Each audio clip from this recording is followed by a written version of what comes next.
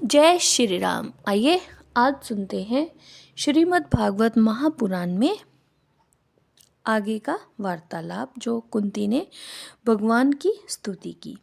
इंद्रियों से जो कुछ जाना जाता है उसकी तह में आप विद्यमान रहते हैं और अपनी ही माया के पर्दे से अपने को ढके रहते हैं। मैं अबोध नारी, आप अविनाशी पुरुषोत्तम को भला कैसे जान सकती हूँ।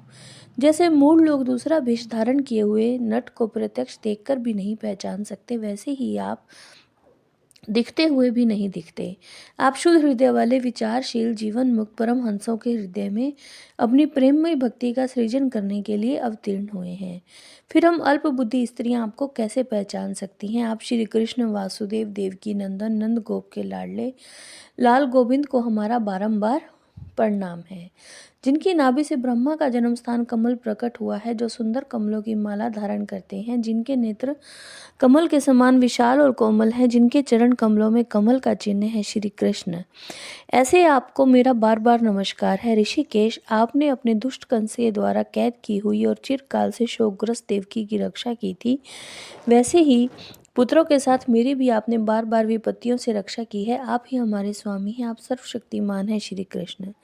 कहाँ तक गिनाऊं, विष से, लाक्षागृह की भयानक आग से, हिडिंबादी राक्षसों की दृष्टि से, दुष्टों की दूत सभा से, वनवास की विपत्तियों से और अनेक बार के युद्धों में अनेक महारथियों के अस्त्रों से और अभी अभी इस अश्वत्थामा के ब्रह्मास्त्र से भी आपने ही हमारी रक्षा की है। जगत गुरु, हमारे जीवन में सर्वदा पद पद पर विपत्तियां आती रहें, क्योंकि विपत्तियों में ही निश्चित रूप से आपके दर्शन हुआ करते हैं और आपके दर्शन हो जाने पर फिर जन्म मृत्यु के चक्कर में नहीं आना पड़ता। ऊंचे कुल में जन्म, ऐश्वर्य, विद्या और संपत्ति के कारण जिसका घमंड बढ़ रहा है, वह मनुष्य तो आपका नाम भी नहीं ले सकता, क्योंकि आप तो उन लोगों को दर्शन देते हैं जो अकिंचन हैं। आप निर्धनों के परम धन हैं। माया का प्रपंच आपका स्पर्श भी नहीं कर सकता। आप अपने आप में ही विहार करने वाले परम शांत स्वरूप हैं। आप ही कैवल्य मोक्ष के अधिपति हैं। आपको मैं बार बार नमस्कार करती हूँ।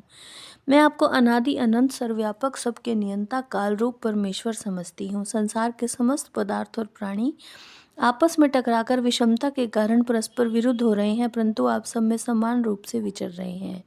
भगवान, आप सब मनुष्यों की सी लीला करते हैं, तब आप क्या करना चाहते हैं यह कोई नहीं जानता। आपका कभी कोई न प्रिय है और न अप्रिय। आपके संबंध में लोगों की बुद्धि ही विषम हुआ करती है। आप विश्व के आत्मा है, विश्व रूप है। न आप जन्म लेते हैं न कर्म करते हैं, फिर भी पशु पक्षी मनुष्य ऋषि जलचर आदि में आप जन्म लेते हैं और उन योनियों के अनुरूप दिव्य कर्म भी करते हैं।